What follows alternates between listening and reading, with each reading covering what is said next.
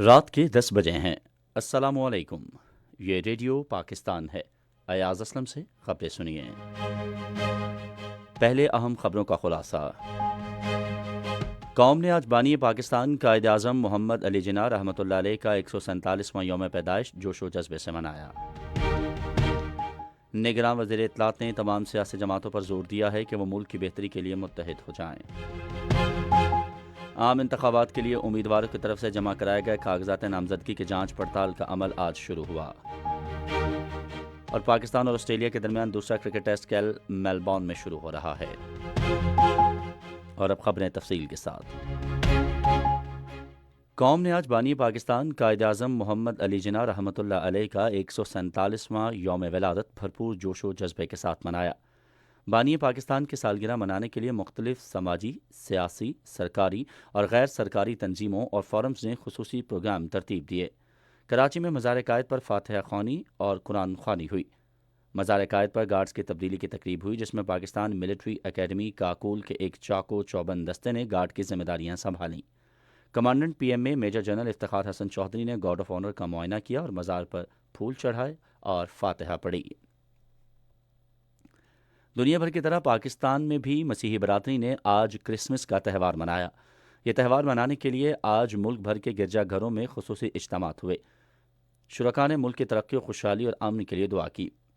مسیحی برادری کے رہائشی علاقوں اور گرجا گھروں کو کرسمس ٹری، جگمگاتی روشنیوں اور ستاروں سے سجایا گیا تھا۔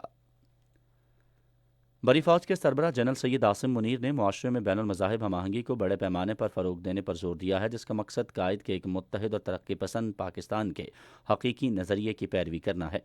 انہوں نے یہ بات کرسمس کی تقریبات میں مسیحی برادری کے ساتھ شامل ہونے کے لیے آج راولپنڈی میں کرائسٹ چرچ کے دورے کے موقع پر خطاب کرتے ہوئے کہی۔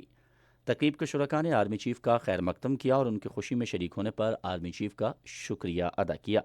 چیف آف آرمی اسٹاف نے مسیحی برادری کے لیے احترام ظاہر کیا اور کہا کہ اسلام ہمیں امن اور دوستی کا درس دیتا ہے اور بین المذاہب ہم آہنگی کی حوصلہ افزائی کرتا ہے، جو کہ وقت کی ضرورت ہے۔ نگراں وزیر اطلاعات مرتضی سولنگی نے تمام سیاسی جماعتوں پر زور دیا ہے کہ وہ ملک کی بہتری کے لیے متحد ہو جائیں۔ انہوں نے آج ایک نجی نیوز چینل کے ساتھ گفتگو میں ملک کے اصل مسائل پر توجہ دینے کی ضرورت پر زور دیا۔ وزیر اطلاعات نے کہا کہ انگریزوں کے دور میں قائد اعظم کی جد و جہد آج کے سیاستدانوں کے لیے ایک مثال ہے، کیونکہ انہوں نے کبھی قانون نہیں توڑا۔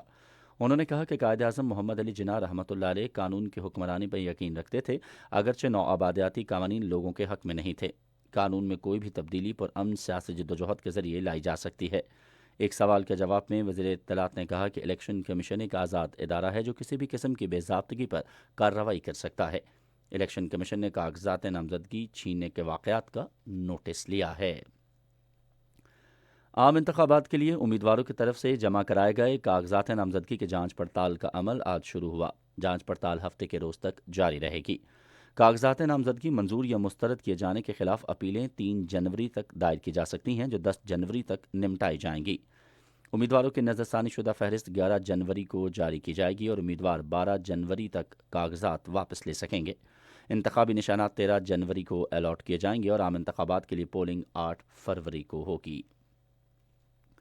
الیکشن کمیشن نے واضح کیا ہے کہ پاکستان تحریک انصاف پارلیمنٹیرینز کو بلے کے نشان کی پیشکش نہیں کی گئی۔ آج شام جاری ایک بیان میں الیکشن کمیشن کے ترجمان نے کہا کہ یہ نشان تحریک انصاف پارلیمنٹیرینز یا کسی بھی دوسری جماعت کو دینے کی پیشکش نہیں کی گئی ہے۔ صدر ڈاکٹر عارف علوی نے سینٹ کا اجلاس کل صبح 10:30 بجے پارلیمنٹ ہاؤس اسلام آباد میں طلب کر لیا ہے۔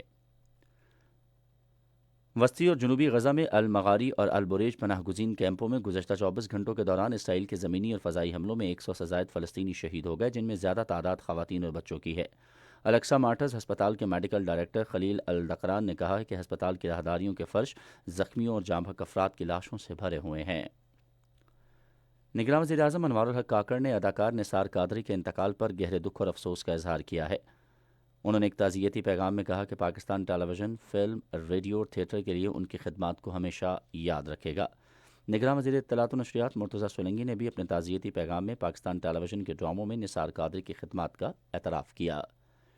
اور پاکستان اور آسٹریلیا کے درمیان 3 ٹیسٹ میچوں کی سیریز کا دوسرا کرکٹ ٹیسٹ کل میلبورن میں شروع ہو رہا ہے۔ یہ میچ پاکستان کے معیاری وقت کے مطابق صبح 4:30 بجے شروع ہوگا۔ آسٹریلیا کو سیریز میں 1-0 کی برتری حاصل ہے۔ اسی کے ساتھ خبریں ختم ہوئیں۔ مزید خبروں اور تجزیوں کے لیے ہماری ویب سائٹ ہے radio.gov.pk اور آپ ہمارے فیس بک کے link radio Pakistan news official پر ہماری براہ راست ویڈیو اسٹریمنگ ملاحظہ کر سکتے ہیں۔